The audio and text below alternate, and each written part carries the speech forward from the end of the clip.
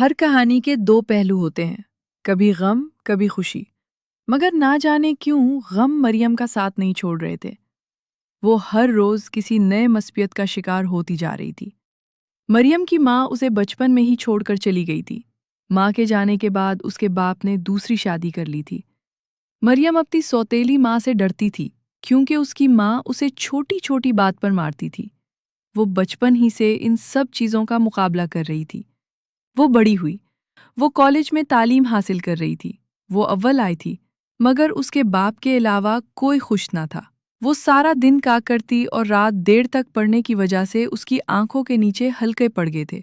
اس کا سفید رنگ ماند پڑ گیا تھا۔ مگر جب وہ تیار ہوتی تو بہت پیاری لگتی تھی۔ اس کے دوسرے بہن بھائی بڑے ہوشیار تھے، مگر اس میں سے ایک بہن اس کا بہت ساتھ دیتی تھی۔ وہ اس کے ساتھ گھر کے کام میں مدد کرتی تھی، مگر اس کی سوتیلی ماں کو یہ منظور نہ تھا۔ وہ اپنی ماں کی وجہ سے اس سے لڑ پڑتی تھی۔ اس کی ماں نے یہ فیصلہ کر لیا تھا کہ مریم کی شادی کر دی جائے۔ اس کے باپ نے پہلے ہی اپنے آفس میں ایک لڑکا دیکھا رکھا تھا۔ وہ لڑکا بہت سمجھدار تھا۔ مریم کا باپ مریم کے معاملے کسی سے نہیں سنتا تھا۔ سادگی سے مریم کی شادی عمر سے کر دی گئی تھی۔ عمر کمرے میں آتے ہی بیٹھ گیا تھا۔ وہ کسی سوچ میں گم تھا۔ اس نے مریم سے کہا کہ وہ سارا زیور اتر کر اس کی ماں کو دے۔ مریم حیران تھی۔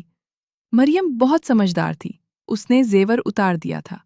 یہ بات عمر کے دل پر جا لگی تھی۔ عمر نے اس سے وعدہ کر لیا تھا کہ وہ اسے اور زیور لے کر دے گا۔ صبح ولیمہ ہوا۔ ولیمے والے دن ہی اس کی ماں نے اسے واپس بھیج دیا تھا۔ وہ گاڑی میں بیٹھ کر رو پڑی تھی۔ عمر اسے چپ کروا رہا تھا۔ کچھ دن بعد ہی اس کی ساس نے اس پر ظلم شروع